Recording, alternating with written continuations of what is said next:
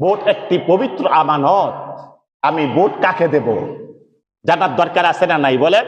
আপনাদের চিন্তা চেতনাকে একটু পরিষ্কার করে দেওয়ার জন্য বলছি, কিন্তু আপনার ইচ্ছা, আপনার সিদ্ধান্ত আপনি কাকে দিবেন এটা আমার বলার দরকার নাই।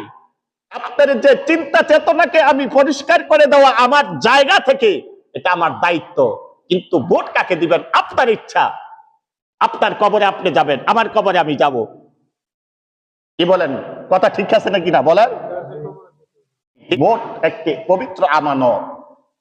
এই পবিত্র আমানত হকদার তিনি, যিনি যেই সময়ের মধ্যে যারা প্রার্থী হয়েছেন 100% ভালো মানুষ, পৃথিবীর ফেরেশতার মতন মানুষ এখন কি বর্তমান যারা আছে তারা আছে বলেন? আপনার দলের হোক আমার দলের হোক, সবাই বলবেন 100% ভালো লোক নাই। এখন কি করবো হুজুর? ধরেন এ বি সি ডি, কয়টা সংখ্যা বলছি বলেন? এই 4 জন ব্যক্তি, এই 4 জন ব্যক্তির মধ্যে তুলনামূলক সৎ এবং যোগ্য যিনি বেশি, সৎ এবং যোগ্য যিনি বেশি, তিনি হচ্ছেন আপনার ভোটের হকদার, ভোটের পাওনা তিনি। কথা বুঝে আসছে কিনা বলেন? তুলনামূলক ভালো। আমি বলি নাই অমুকে ভালো হুমুকে ভালো, আপনিই তো বুঝেন, আপনাকে আল্লাহ বিবেক দিয়েছে। এ বি সি ডি, এই 4 জন ব্যক্তি আপনার সামনে প্রার্থী আছে। কয়জন ব্যক্তি প্রার্থী আছে? আপনি চিন্তা করবেন কোন লোকটা সৎ। সততা আছে ঠিকই, কিন্তু মেম্বার হওয়ার মতো যোগ্যতা নাই। ইসলামী রাষ্ট্রের কায়েমের জন্য এবং যোগ্যতা লাগবে, অধিকাংশে চাওয়া লাগবে। তাহলে আমার সৎ কিন্তু যোগ্যতা নাই, সৎ কিন্তু যোগ্যতা নাই, এটা নয়। সৎ এবং যোগ্য, চোর নয়, ডাকাত নয়, টেন্ডারবাজি নয়, চাঁদাবাজি নয়, লুটেরাজ নয়, জুলুমবাজ নয়। সৎ হবে, যোগ্যতা থাকতে হবে।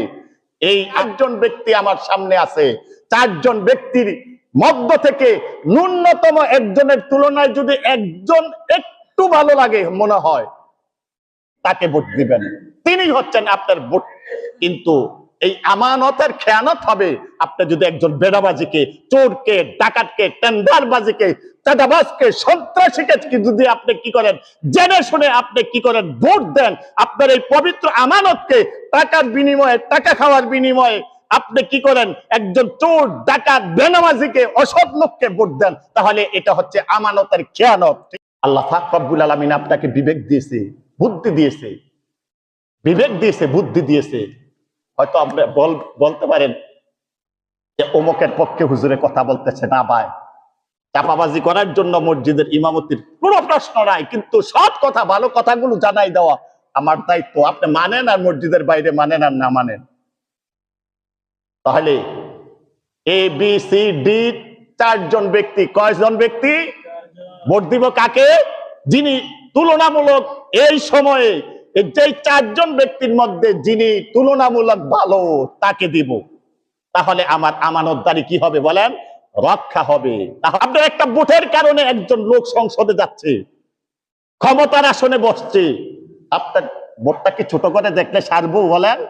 আপনার ভোটটা অনেক দামি, অনেক দাম। কিন্তু আপনার একটা ভোটের কারণে 5টি বছর একটা লোক ক্ষমতার আসনে বসবে।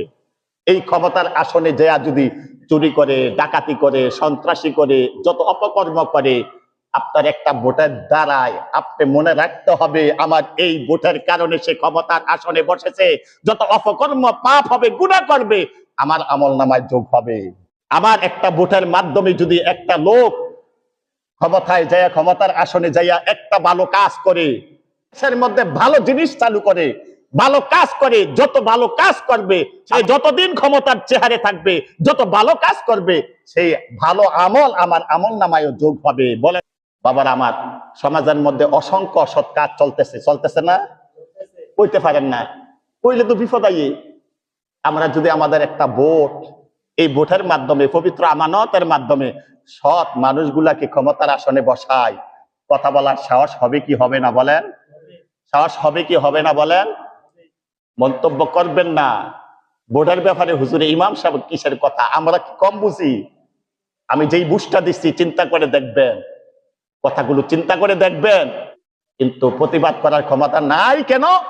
আমরা যাদেরকে ক্ষমতার আসনে বসাইছি তারা সৎ নয়।